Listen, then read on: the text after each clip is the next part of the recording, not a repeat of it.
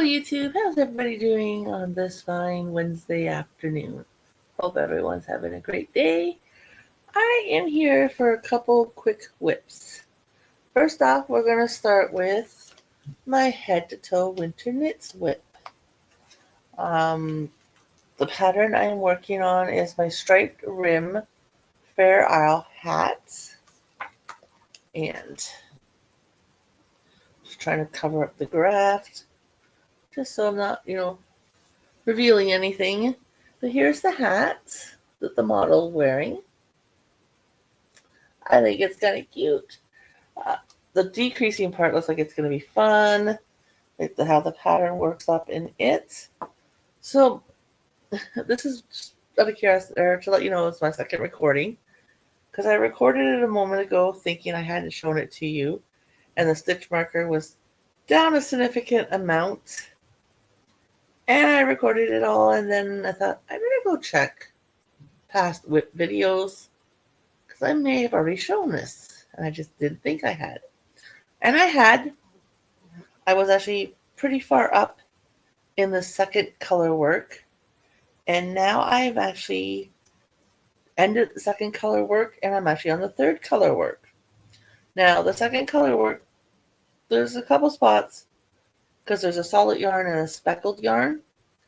And the speckled yarn has speckles in it that were the same color as the solid. So the pattern is a little hard to make out. And like I said, I just did the first 2 rows of the third color work. But here's roughly where I was last week. So I've only done a few rows. There's the hat, how she's looking. Side note, I guess we could say, normally this is definitely not a hat I can wear. Being a redhead, I don't do pink. I only own like 2 items that are red, a sweater, a pretty heavy duty sweater that I wear occasionally, and I have a red tank top. This is pretty much the same color as the red sweater. Other than that, I don't do reds, I don't do pinks, I don't do yellows. Those are colors I absolutely cannot wear, and I don't even attempt to wear them. So with something like this, like I don't have a friend or a family member in mind to give it to as a gift. So normally with hats like this, I will donate them. Now, most of my hats are more of a winter toque. Because, although last year we were much luckier last year. Temperatures only got to negative 16 Celsius. You guys have to convert it over to Fahrenheit. I don't know what the numbers are. There was a milder winter, but cold enough you still want a toque. This hat is made with very thin fingering weight yarn. It'd be okay for early fall, like this time of year, although we are getting down to the single digits now into the evening, so this could be worn in the fall, probably till pushing it late October to maybe early November, and then the hat you wouldn't be able to wear, until next fall because it is thin. So donating it to a homeless shelter or like a place like that, I would feel bad if someone got it and it's the only hat they have and they go to wear it, we have a bad winter that year, like say in the negative high 20s, low 30s, which we've been known to have in the past. I would feel really bad knowing that someone's wearing this and it's not keeping them warm. Although with how light and drapey this fabric is, I think this is a fine hat. You can wear it even in the summer months. It's not super heavy or anything like that. I think this would be a good hat to donate to our one hospital here, which is mainly cancer research and cancer patient focused now.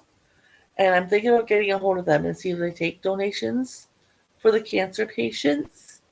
And I think a young lady would really benefit from this hat, especially once they get to that point where, they're losing their hair and stuff, which unfortunately it happens. It's sad to see happen. But, they're always looking for like bandanas or hats or something to wear, but lighter material, especially in the warmer months. I think this would be a perfect donation for said organization. But again, I will show you the pattern one more time. Like I said, I'm just starting the third colorway. When will she be done? I don't know. Hubby and I are actually going away Friday, early morning Friday. We're taking our son to work for 2 a.m. and then we're hitting the road right afterwards, like literally dropping him off and heading out of the city. We have about a 6-hour drive, I think it is. And that's without stopping for, pee breaks and breakfast and tea on the way multiple times, because I drink a lot when we're on the road trips kind of thing, which I shouldn't, but I do. So it requires more pit stops. Then get to our motel. Unfortunately, don't know when check-in time is for the motel that we're going to be at for a couple days. But we're at least going to, and we want to get on the road early when it's still dark out, just to bypass the rush hour traffic, because we got to go through Toronto and Barrie, Ontario, and both of those areas high traffic. And we want to bypass the country school buses and be well beyond Barrie before all the traffic starts. Which, if we leave at 2, we should be on the other side of Barrie about 4, maybe 4:30. And usually morning traffic starts around then, like the rush hour. So we'll just be getting out of that city when the traffic's just going to be picking up. So we should be good, and the traffic will be coming into the city. We're going to be going out of the city, so it'll be perfect. So this project's going to go with us this weekend, and we'll see how much work I get done on it. Have developed where I can no longer knit, crochet, or read in a vehicle. I get very lightheaded, very dizzy, almost like motion sickness. And I don't know if it's my husband's style of driving, like if he's a little, gung-ho, or if it's just I've developed it over years. I know when I was younger, I could read in the car and keep my eyes down and whatever. Same with sleeping in the car. I don't do that much anymore either, which is going to kind of suck, because figure at least if I sleep on the drive up, then once we get to the motel, let them know we're there and find out for sure what time check-in time is.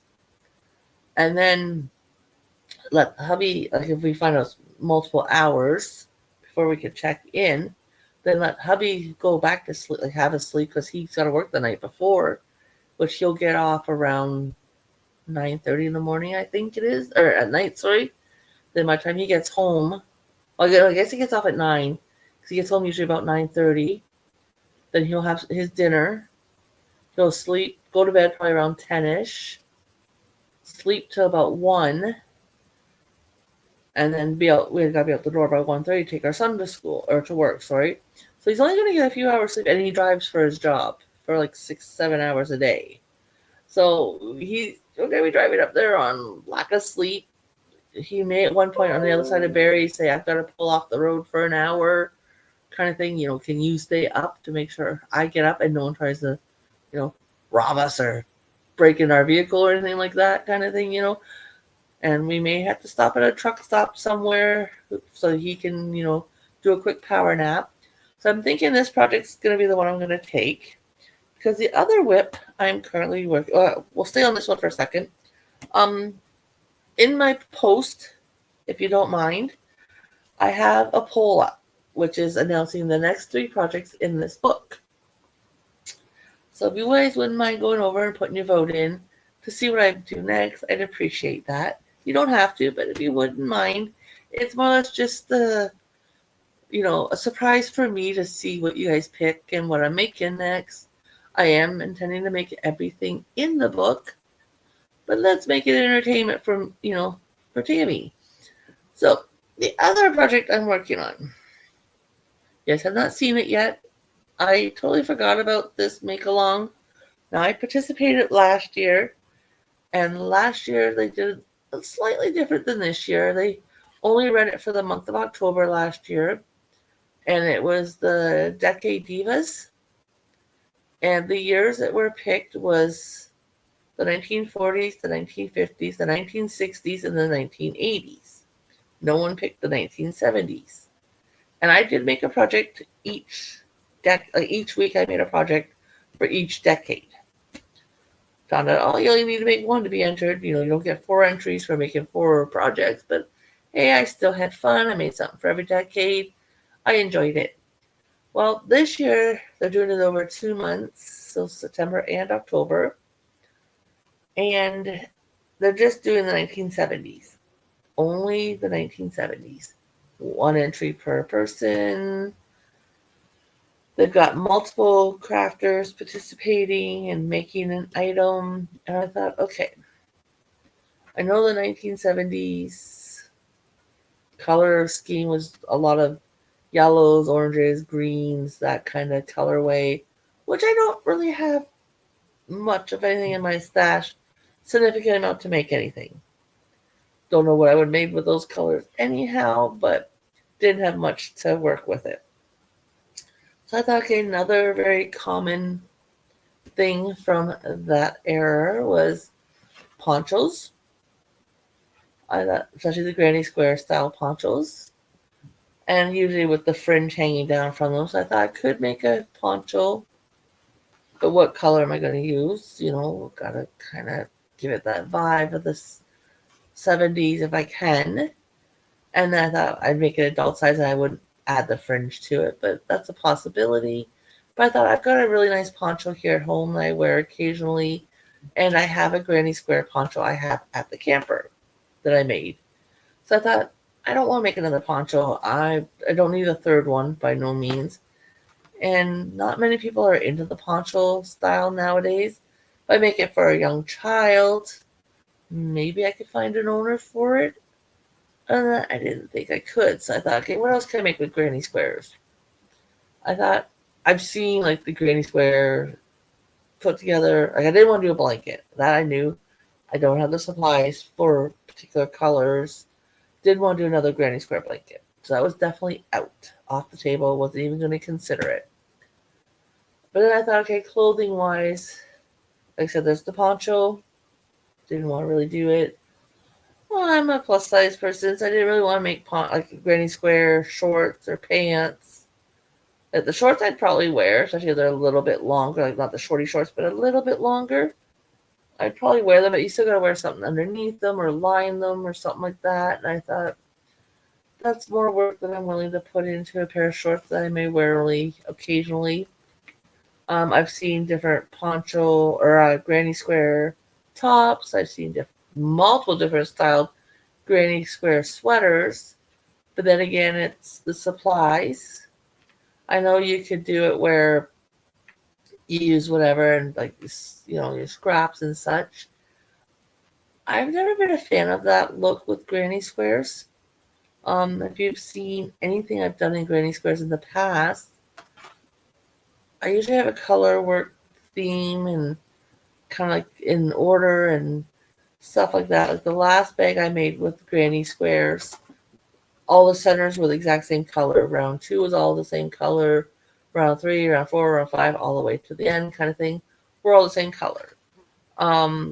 Blankets. Now, yes, I will admit, last year I did do a granny square blanket, but it was a mystery make-along, so I didn't know exactly which color I would have available each square for each month or every bi-weekly or whatever. I think it was bi-weekly.